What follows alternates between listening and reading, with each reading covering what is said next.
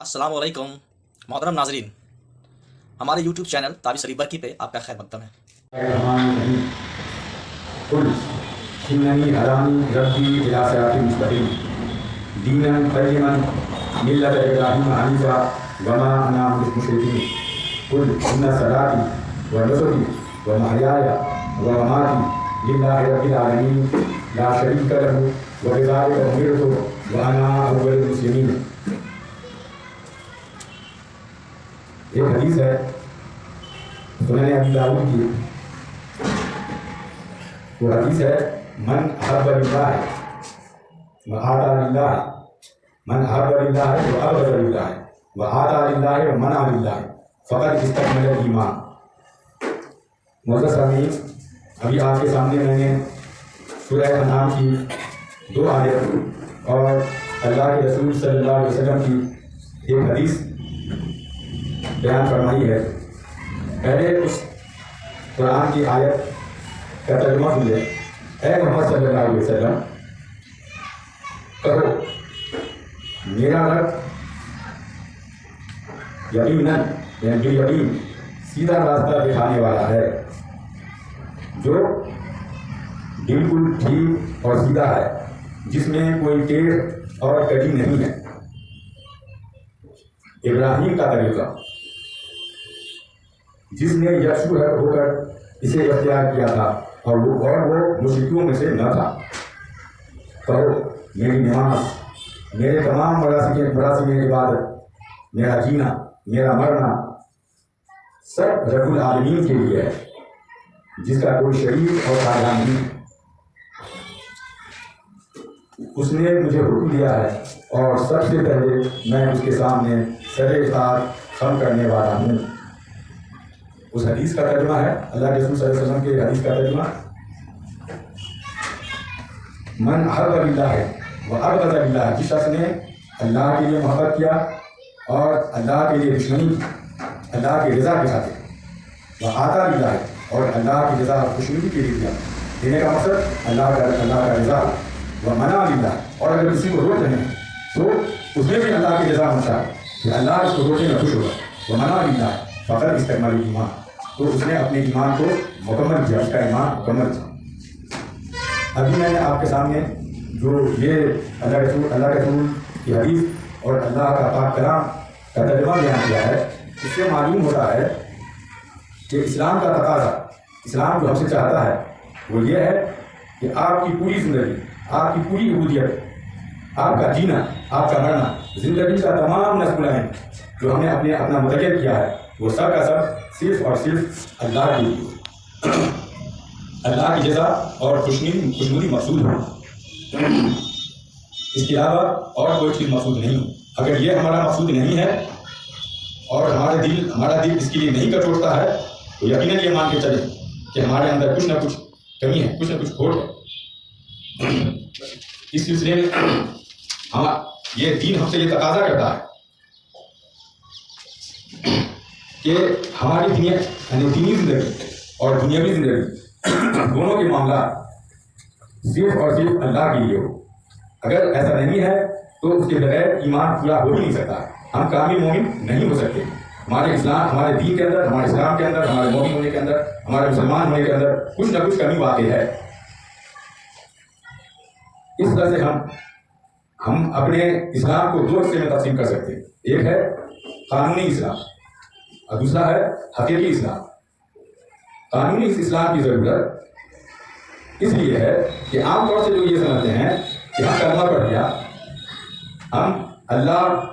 کے الوہیت کا اقرار کر لیا، رسول کی رسالت کا اقرار کر لیا، ہم روزہ نماز کر لیا، روزہ رکھ رہے ہیں، نماز پڑھ رہے ہیں، اور وہ ظاہری چیز جو ہمارے اعمال سے ٹپکتا ہو، ظاہر ہوتا ہو کہ ہم مسلمان ہیں، ہم مسلمان ہو گئے، اور اس کے علاوہ جو معاملات ہیں اور جو عبودیت کے لیے اللہ کو کی عبادت کو جو خالص کرنا ہے وہ اونچے درجے کے مقام پانے کی، یہ عام طور سے لوگوں کے ذہن میں یہ بات ہے، لیکن ایسا نہیں ہے۔ آپ مومن اور مسلمان پورے طور پر اسی وقت ہو سکتے ہیں جب آپ اپنی پوری زندگی کے پورے لاہ اعمال کو، پورے روٹین کو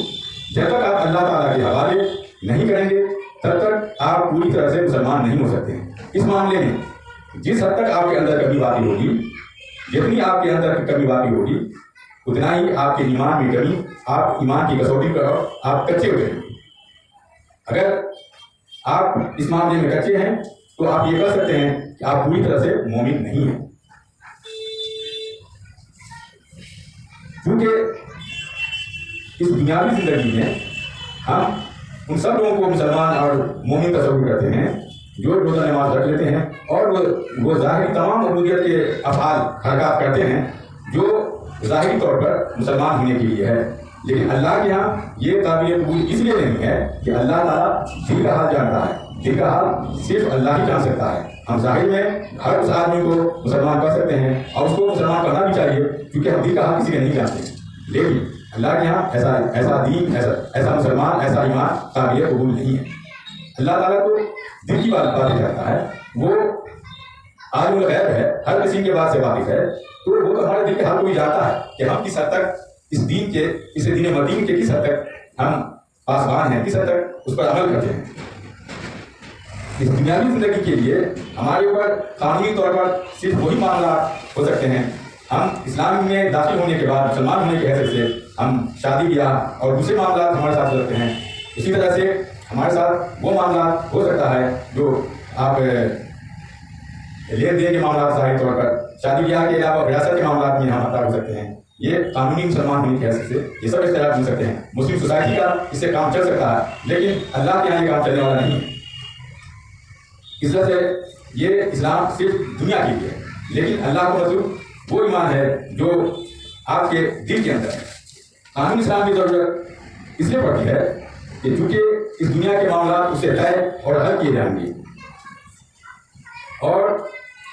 قانونی اور حقیقی اسلام کا فرق آخرت میں اس طرح سے ہے کہ زبانی اعتبار سے وہ صرف قاضی اور عام انسانوں اور مسلمانوں کے لیے، کیونکہ وہ صرف ظاہری چیز کو دیکھتا ہے، ظاہر سے پتہ لگاتا ہے کہ یہ مسلمان ہے۔ لیکن اگر ہم اللہ کے یہاں اس چیز کو اللہ کے دربار میں جب کھڑے ہوں گے، اللہ کے یہاں جب ہمارے اعمال کی پیشی ہوگی، تو اللہ تعالیٰ ہماری یہ ظاہری اعمال کو نہیں دیکھے گا، وہ ہماری باطنی چیزوں کو بھی دیکھتا ہے۔ وہ علیم و خبیر ہے، وہ ہر چیز سے واقف ہے۔ اسی طرح سے قانونی اور حقیقی اسلام کا فرق صرف دنیا ہی میں نہیں ہے بلکہ آخرت میں بھی ہے، بلکہ یوں کہا جائے اس کا فرق تو دنیا میں بھی ہے۔ دنیا میں بھی عام طور سے دو قسم کے مسلمان پائے جاتے ہیں۔ ایک وہ مسلمان ہیں جو اسلام کے ایک جزوی حیثیت سے اس مذہب کو ایک جزوی ایک خاص حصے کو جانتے ہیں اور مانتے ہیں اور اسی پر عمل کرتے ہیں، باقی چیز سے ان کو کوئی مطلب نہیں ہے۔ اور وہ اس لیے ہے کہ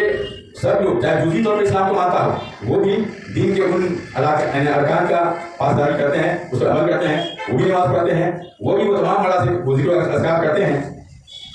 ہم ان کو اس حیثیت سے مسلم شمار کر سکتے ہیں۔ ہم ان کی محبت بھی ہے دین کے ساتھ، لیکن اللہ تعالیٰ صرف چند چیزوں کو